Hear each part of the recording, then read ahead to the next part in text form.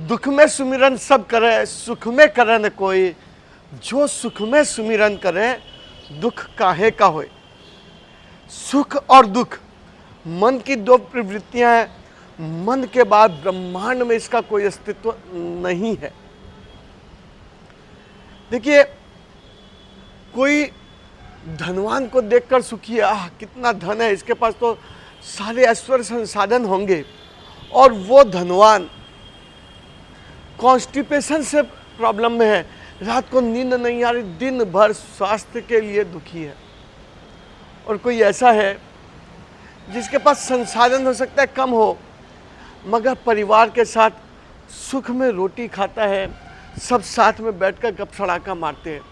तो सुख और दुख कहाँ। किसी के पास धन भी था, स्वास्थ्य भी सही है, संसाधन भी है, परिवार में भी सब एका है, किंतु भाई के पास थोड़ा बेसी हो गया, ये सोच कर के दुखी है। और उसी दुख में, चिंताएं में रात की नींद खराब हो रही है। तो फिर सुख और दुख हमारे मन के अलावा ब्रह्मांड में कहीं नहीं है। देखिए, जीवन में कष्ट, विघ्न, बाधाएं आएंगी और जाएंगी। राहु केतु शनि अपने अपने समय पर आते हैं, मगर हमें कष्ट का अनुभव कम हो, इसके लिए क्या करना चाहिए। तो दुख में सुमिरन सब करें। जब दुख आता है, कष्ट, विघ्न, बाधाएं आती है, तो सभी भगवान को ध्याते हैं। अच्छे कार्यों में धन खर्च करना, अच्छे जगहों पर जाना, यह तो सभी करते हैं। कब? कष्ट आने पर। मगर जो सुख के समय भी नित्य भगवान का ध्यान करता है, अच्छे कार्यों में धन लगाता है, बच्चों को लेकर के अच्छे अच्छे कार्यों में जाता है, उसके जीवन में भी राहु केतु शनि आएंगे, परिस्थितियां विपरीत होंगी, मगर कष्ट का अनुभव कम होगा। क्यों?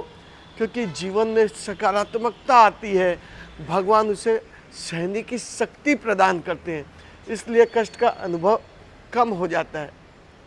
एक बात कि बच्चों का मानसिक विकास 8 साल तक हो जाता है, ऐसा कहते हैं। अर्थात बच्चों में संस्कार रोपण जो है वो 8 साल की आयु तक हो जाता है।